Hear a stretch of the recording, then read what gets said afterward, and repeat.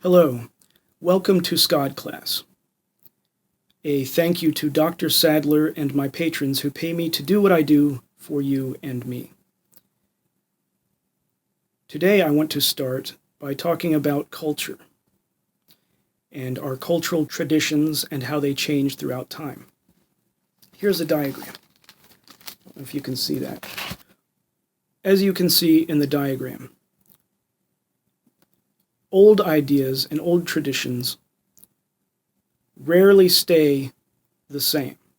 There are some isolated examples, such as the Samaritans and other small groups that only deviate in their traditions due to leader idiosyncrasies. But most cultures have changed throughout time, substantially. And how and why they do this? They do this because other cultures influence them. Members of one culture marry into other cultures. Members of one culture go and live with other cultures. Other cultures go and live in other cultures. Those cultures go and live in other cultures. This new hybrid culture has children. They go and live in another hybrid culture that have children. Those children go and live in another hybrid. And the traditions from the old cultures are brought with individuals into the other cultures. Thus, there is a continual mingling of cultures that have pre-existed. That is how the history of culture works.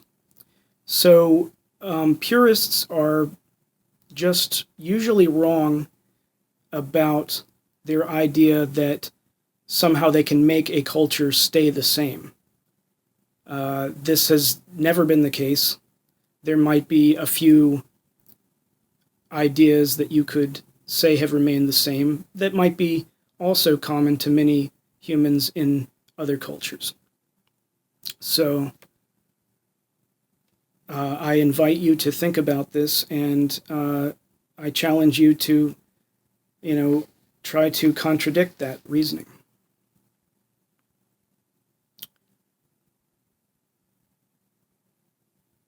There are power concepts that I would like to talk about. Ideology that controls. Using a god or goddess is one way that of saying an immortal, omnipotent, higher power larger than us would like you to do this. Obviously, one person is telling another person that that is their interpretation of the will of the god, because they've had an idea within themselves from a higher power that then they can influence their lives and possibly control others. Then there is reason with philosophy. And that is that our mind tells us what is true based on thinking, a process of thinking for ourselves. So then we can tell ourselves what to do. And then that may control or influence other people if they believe in that line of reasoning. Both of these ideologies have disagreements. Now, Thales. Thales was possibly the first philosopher. He is certainly noted as being the first philosopher, and he was considered Greek, but he was Ionian, which means he was on the coast of Turkey, what is now Turkey. Thales is considered the father of philosophy. He lived in Miletus in eastern Greece across the Aegean Sea, in Ionia, now western Turkey. Together with his contemporary philosophers, the Ionians, and disciples of disciples, around 600 BC into the 500s, he founded the first school of philosophy. Before them, all things were explained only through the religion of the Greek gods, which were anthropomorphic spirits of nature and the ancestors. Religions survived, of course, but so did other ways of thought and reasoning, now called philosophies. or ideologies, but that's a term I'll talk about later. I want you to think about Homeric myths. Thales was a speculator in economics and fairly successful, according to the legends. Thales believed that the essence of the world was water, and combined astronomy, logic, and mathematics to find answers.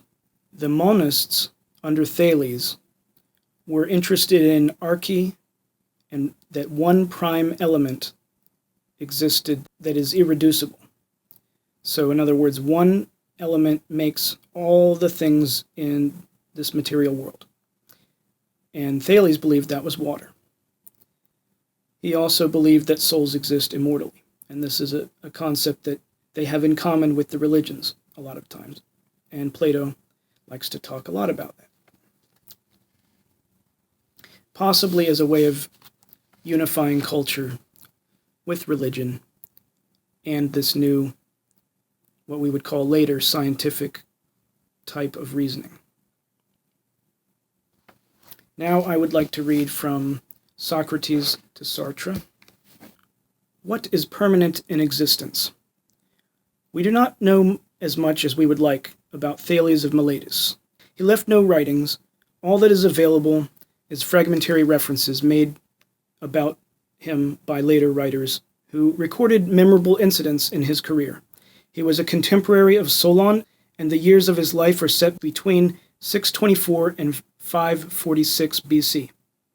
During a military campaign against Persia, he apparently solved the difficult logistics problems of enabling the Lydian king's army to cross the wide Halys River by digging a canal that diverted part of the flow, thereby making two narrower rivers over which bridges could be built. While traveling in Egypt, Thales worked out a way of measuring the height of the pyramids, using a simple procedure of measuring a pyramid's shadow at time of day when a man's shadow is equal to his height. And he did learn a lot of mathematics from the Egyptians. It may have been during these Egyptian travels that he became acquainted with the kinds of knowledge that enabled him to predict the eclipse of the sun on May 28th, 585 BC. In a practical vein, he constructed, while in Miletus, an instrument for measuring the distance of ships sighted at sea. And as an aid to navigation, he urged sailors to use the constellation Little Bear as the surest guide for determining the direction of north. Plato writes about Thales and says, "The jest which the clever, witty Thracian handmaid is said to have made about Thales when he fell into a well as he was looking up at the stars. She said that he was so eager to know what was going on in heaven that he could not see what was below or before his feet." Plato adds that this is a jest which is equally applicable to all philosophers. Apparently unaware of another incident in Thales' life that would establish a very keen awareness of what was going on around him. In his Politics, Aristotle writes, "There is a story which is told of Thales of Miletus. It is a story about a scheme for making money, which is fathered on Thales, owing to his reputation for wisdom. He was reproached for his poverty, which was supposed to show the uselessness of philosophy. But observing from his knowledge of meteorology, as the story goes, that there was likely to be a heavy crop of olives during the next summer, and having a small sum at his command, he paid down earnest money early in the year for the hire of all the olive presses in Miletus and Chios, and he managed, in the absence of any higher offer, to secure them at a low rate. When the season came, and there was a sudden and simultaneous demand for a number of presses, he let out the stock he had collected at any rate he chose to fix, and making a considerable fortune, he succeeded in proving that it is easy for philosophers to become rich if they so desire, though it is not the business which they are really about. But Thales is famous not for his general wisdom or his practical shrewdness, but because he opened up a new area of thought for which he has rightly earned the title of the first philosopher. Now I invite you to ask yourself this question: If shrewdness in business was not the purpose of philosophy, what could be the reason for all this thinking? Why do many of us consider this to be one of the most important events in history, the birth of philosophical thinking? That's a question. And I think it's worth asking ourselves. Was it important for us to think for ourselves? Was it important for us to be able to see the world not only through our own eyes, but through the eyes of others? And not only through their eyes, but reinterpret that through our own filters of thinking. In many ways, this period of philosophy is sort of the baby thoughts of human civilization. Does that make them wrong? No. And in fact, I would argue that modern art, the reason for modern art, is to get adults to try to open up their creativity and think more abstractly like children again. And why is this? Because we become very skeptical adults that believe that we need to do certain things that society tells us, and out with all the other rubbish, which is called imagination. Now, there are adults that escape through books and movies, but how much, I do want to ask, how much thought goes on regarding those fictional forms of entertainment and analysis of reality or civilization? I think many people seem to think that philosophy is superficial and silly and meaningless. That why overthink things? They might say, why can't I just escape through that into the other world and that be fine, and let's just let reality be what it is? You know, why should fantasy affect reality? And I would argue that in architecture, the history of architecture, this is what we do. We first imagine and plan. Yes, we study reality, but then we imagine and plan for the future. So we take from the past, look to the future, and in the present we do work, which then will make something new in the future. That is what imagination is capable of. That is what creativity does. Designing. Thales' novel inquiry regarding the nature of things. What is everything made of, or what kind of stuff goes into the composition of things? What was Thales trying to get at with all these questions? What was Thales trying to get at? Were all these questions some way of accounting for the fact that there are many different kinds of things, such as clouds, earth, oceans, etc.? And that some of these things change from time to time into something else, and also that they resemble each other in certain ways. Thales' unique contribution to thought was his notion that in spite of the differences between various things, there is, nevertheless, an underlying basic similarity between them all, that the many are related to each other by the one. He assumed that some single element, some stuff, arche, which contained its own principle of action or change, lay at the foundation of all physical reality. To him, this one, or stuff, was water. Although there is no record of how Thales came to the conclusion that water is the cause of all things, Aristotle writes that Thales might have derived it from the observation of simple events, perhaps from seeing that the nutriment of all things is moist, and that heat is generated from the moist and kept alive by it. He got this notion from this fact, and from the fact that seeds of all things have a moist nature, and that life needs moisture. And water is the origin of nature, of moist things. Water is the origin of the nature of moist things, things that are alive. Other phenomena, such as evaporation or freezing, also suggest that water takes on different forms, but the accuracy of Thales' analysis of the composition of things is far less important than the fact that he raised the question concerning the nature of the world, and he began to think. A process of thinking, not only to himself, but having dialogue with others about his thinking. And the thinking is important.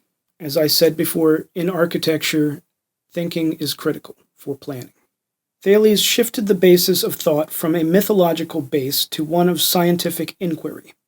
And again, from his primitive standpoint, others were to follow him with alternatives, but always with his problem before them. And existentialists would then word or phrase it to be, what is this existence? What is existence? The existence of anything.